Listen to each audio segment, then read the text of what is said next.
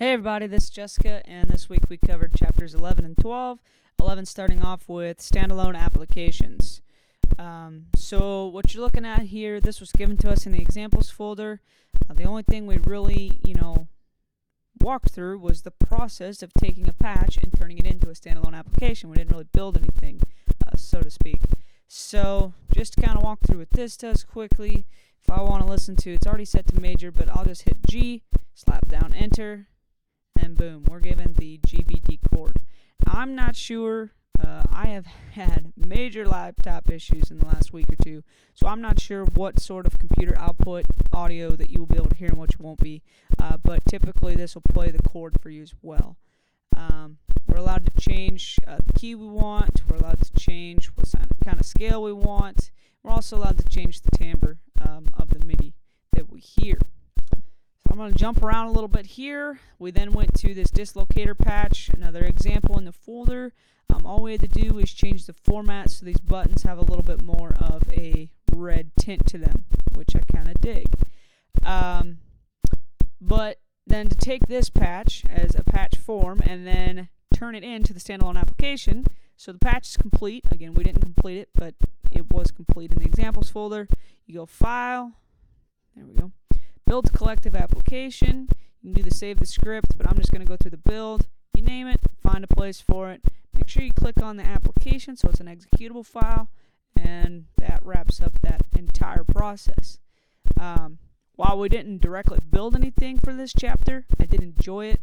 I am a musician, so I totally get the using Macs as a musician, using it to aid your music, but my undergrad's in comp sci, so like 95% of the programs that I ever built, we wrapped them up, compiled them, put a bow on them, and basically finalized them in a way that a consumer could use them.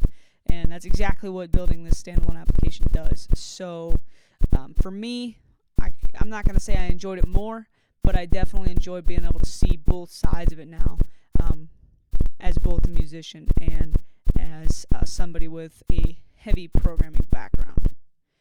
So moving into chapter 12, we got our toes wet with Max for Live. We built, I guess I'm going to say, pretty simple patch here. All it does is, if I play a C on my MIDI keyboard, it's going to add whatever interval I specify above that. So, for instance, it's set right now to 12. I'll move it around a little bit. 12 is a unison, not a unison, an octave. I'm sorry, I keep saying that. So if I hit a C, I'm going to get the C above it. If I hit a C4, I'm going to get a C5. The book has us do a 7, perfect fifth. If I hit a C, I'm going to get a G, the G right above it. So let's go ahead and take a look at that. So I'm going to hit a C. You can hear that G on top of it. Hopefully, again, I don't know what my audio is doing on your end. Oops, that was not a G. That was a C. My bad. Now if I roll it down to 7, a little more accurate, now we'll get a G. There we go. And you can go, let's go to 47. Quite high there. I'm not sure. It might be indistinguishable, but you get the idea.